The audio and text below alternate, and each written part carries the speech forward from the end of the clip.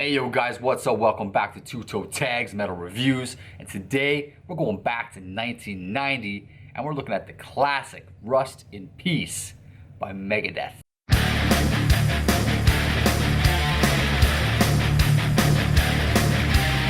Alright guys, so Rust in Peace, classic album by a classic band.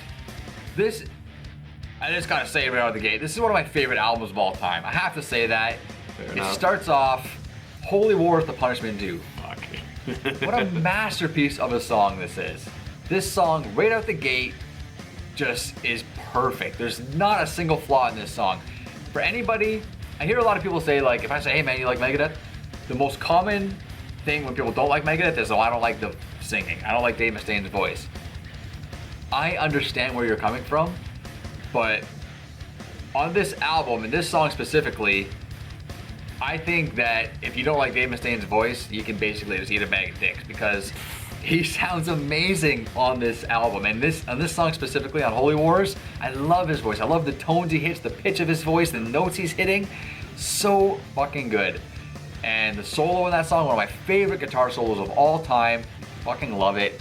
And then from then on, it just is a slay fest. This album just hits and punches and delivers time and time and time again. Each track, it's just phenomenal. Hell yeah. I wholeheartedly agree with everything you just said. This album's fucking crazy. And I also understand where people may be coming from if they're like, you know, I don't like Dave Mustaine's voice. But, like with your opinion, I think he sounds incredible on this album. I really love the texture of his voice. I like how sinister he sounds. And fucking evil he sounds on this album. It's just, it gets right under your skin. There's some moments where he really dives deep and gets into like a character. Oh, like fucking, like the last track, Rust in Peace, Polaris. It's just, it's so evil. That whole song sounds so evil. Yeah.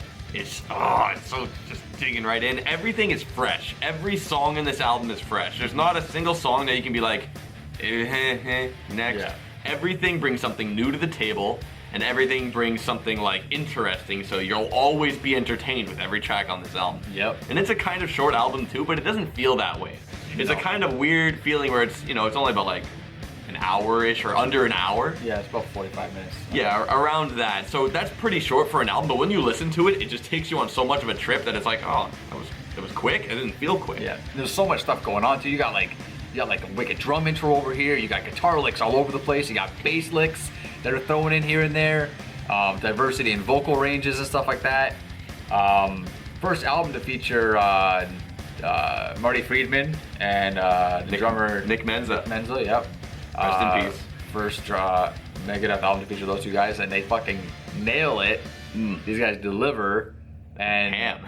Yeah, they go ham. And it's just I don't know what else to say, man. I could say a million good words about it, but I mean, if you want, we can go track by track if we want. We could. Just be like, this is awesome because of this, and this is awesome because of that. We really could, because I just wanted to say one of my favorite moments in this whole album is Dawn Patrol. This is a 1 minute long song. It's short. Yeah. But holy shit, I love bass. I love hearing bass. I love when the bass is featured, and this is just bass and drums for the majority of the song. Pretty much, yeah. And it's just a fat groove that feels so good. And it's only 1 minute, which sucks because I wish it was longer, but fuck, man. This is one of those songs. This is one of those songs where Dave Mustaine gets kind of into a character. Yeah. And he kind of just has this creepy little voice, and I shouldn't say little voice, but it's a creepy, like, low tone voice, almost with like a rasp to it. And he's just singing along, and he does this weird kind of whistling or sucking noise thing at the end. Weird whistle. I never really could figure out what that was, but I like it anyway. It's just kind of bizarre but unique. Yeah, cool. it adds to how unique that song is. Nothing else on this album sounds like that song. It's completely unique, and it sounds fucking awesome. Yeah, but the fact that it's also just a short track, it doesn't make it seem like it sticks out too much like a sore thumb. It's kind of just a little thing weaseled in there, a little extra, something different, something to change it up a little bit. Yeah, in a way, you can call it an interlude track almost. In a way, yeah. Like, you could put that description on it and it would make sense, but that's incredible track. All these tracks, they're just all great. It's really hard to pick out, like, oh, this one, because we could just go on for so long about each individual track, as you said. Yeah. Lucretia, the little laugh at the beginning. I love that. It sounds like a witch cackle. Yeah, I love that. I don't know what it is, but it reminds me of I should say it's the other way around. The Joker from Suicide Squad, Jared Leto's Joker, his laugh reminded me of the Lucretia Kinda laugh. does. It kind of Very does, similar. actually. Very similar. Really cool though. I love comparison. that. But yeah, we chose to review this album just because we both love it so much. You know, we hold it dear to our hearts as far as metal goes, and I think another reason why we picked this album to review is because there's a lot of people out there, a lot of you guys watching that don't like Megadeth. And I think that that's a shame. I think Megadeth is, you know, I shouldn't say they're underrated. They definitely have the fan base that they deserve. But if you're sleeping on Megadeth, then you're fucking doing it wrong. And listen to this album. Yeah, this is. It'll wake you up. Yeah, it'll wake you up. And I would say this is their best album, in my opinion.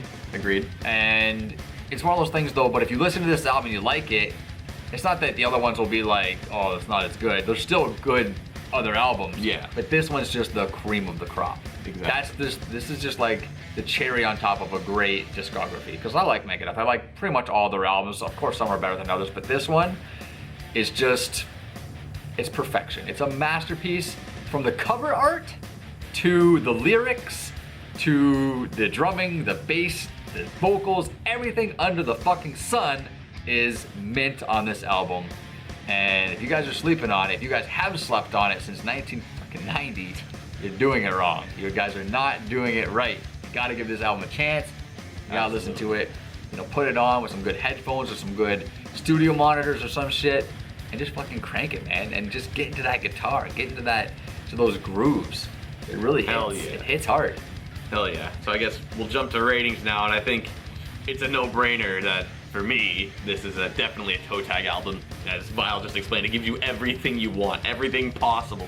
There's literally no song I could badmouth about this album. Yeah. Just everything's got everything for you. So toe tag for me. Yep. I wonder what you give it.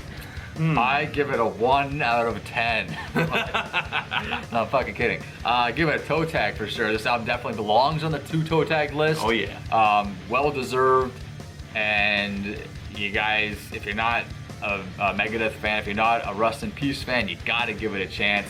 And let us know in the comments below what you guys think. Whether you're a regular listener of Megadeth already, or if you're starting off brand new because we recommended it, we want to hear your thoughts in the comments below. But that's pretty much it for this video. So be sure to like, comment, favorite, and subscribe. I'm Vile Self. I'm TV Fish. And when we're deceased, the warheads will all rust in peace.